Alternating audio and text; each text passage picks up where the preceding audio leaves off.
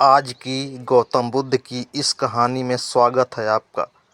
तो चलिए कहानी को शुरू करते हैं। आखिर क्यों हम जैसा बनना चाहते हैं वो ना बनकर कुछ और बन जाते हैं? इसका कारण जानिए।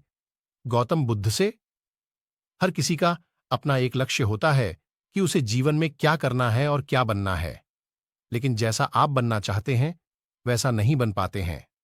क्या आप इसका कारण जानते हैं? जीवन में हर व्यक्ति सफल बनना चाहता है, लेकिन सफल बनने के लिए आपको अच्छे विचारों को अपनाने की जरूरत है। गौतम बुद्ध के उपदेशों से आपके जीवन में सकारात्मक बदलाव आते हैं और इससे आपका जीवन बदल जाता है।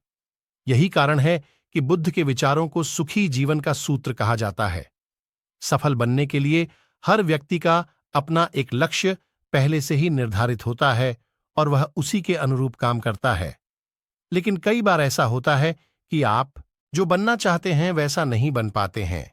कुछ लोग इसे लेकर यह मान लेते हैं कि शायद उनकी किस्मत में ही यही लिखा होगा, तो वहीं कुछ लोग अपनी किस्मत को खराब कहने लगते हैं और कुछ लोग यह मानकर संतुष्ट हो जाते हैं कि शायद वह इसे डिजर्व ही नहीं करते थे।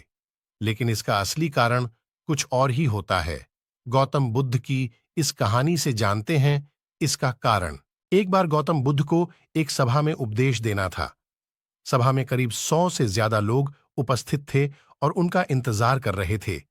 गौतम बुद्ध आए लेकिन बिना कुछ कहे ही चले गए। बुद्ध का ऐसा व्यवहार देख सभी हैरान रह गए, लेकिन किसी ने उनसे कुछ कहा नहीं। अगले दिन फिर से सभा का आयोजन हुआ, लेकिन आज सभा में उपस्थित लोगों की संख्या घटकर 80 हो गई। आज भी बुद्ध ने ऐसा ही किया। वे सभा में आए लेकिन बिना कुछ बोले चले गए। आज भी लोग हैरान हुए, लेकिन बुद्ध से किसी ने कुछ कहा नहीं। अगले दिन फिर से सभा का आयोजन हुआ और लोगों की संख्या घटकर 50 हो गई। बुद्ध फिर से सभा में आए और बिना कुछ बोले ही चले गए। आज भी बुद्ध से किसी ने कोई प्रश्न नहीं किया। अगले दिन फिर से सभा का आयोजन हुआ और इस बार लोगों की संख्या केवल 30 थी। आज भी बुद्ध बिना कुछ बोले मुस्कुराकर चले गए। आप कहानी को पढ़ते हुए इरिटेट हो गए होंगे और सोच रहे होंगे कि आखिर बुद्ध को कुछ बोलना नहीं तो बार बार सभा का आयोजन क्यों हो रहा है। ठीक इसी तरह सभा में मौजूद लोगों को भी गुस्सा आ रहा था, लेकिन इसका जवाब जानने के लिए आपको धैर्य रखना होगा।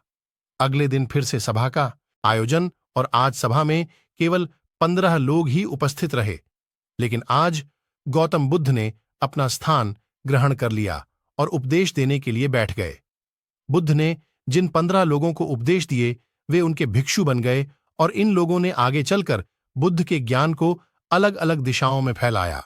एक बार इन लोगों ने बुद्ध से प्रश्न किया कि सभा का आयोजन होने के बावजूद भी आप क्यों कई दिनों तक बिना बोले ही चले जाते थे।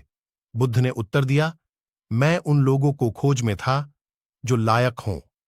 सभा के पहले दिन 100 से भी ज्यादा लोग थे, लेकिन उनमें से ज्यादातर लोगों को मेरे उपदेश से कुछ मतलब नहीं था। इसके बाद जो लोग अगले दिन आए उन्हें भी मेरे उपदेश से कोई मतलब नहीं था। वो तो केवल इसलिए आए थे क्योंकि वो देखना चाहते थे कि आखिर सभा में होता क्या है। लेकिन मुझे ऐसे लोगों की तलाश थी जो मेरे ज्ञान को जन जन तक पहुंचाए। मैं कई दिनों तक इसलिए बिना बोले चला गया क्योंकि मैं यह देखना चाहता था कि आखिर वो कौन लोग हैं तो सच में मेरे उपदेश को सुनना चाहते हैं और जिन्हें वास्तव में ज्ञान पाने की प्यास थी। ऐसे लोग ही रोज आए। गौतम बुद्ध कहते हैं कि जिनके भीतर धैर्य था उन्हें मुक्ति का मार्ग मिला और जो लोग जल्दबाजी में थे वो आज घर पर बैठे हुए हैं। बुद्ध कहते हैं कि जिन लोगों में धैर्य का गुण होता है वे जीवन में कुछ भी पा सकते हैं, फिर चाहे आपका लक्ष्य कुछ भी हो। बिना धैर्य के कोई भी सफलता के लक्ष्य तक नहीं पहुंच सकता। धैर्य को कैसे बढ़ाएं? आज भागदौड़ भरी जिंदगी में लोगों में धैर्य नहीं है।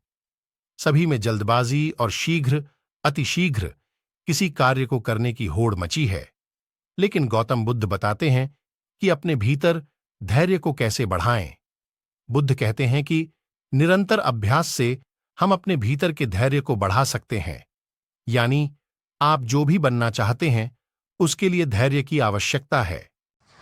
आज की गौतम बुद्ध की इस कहानी को यहीं पर द एंड करते हैं।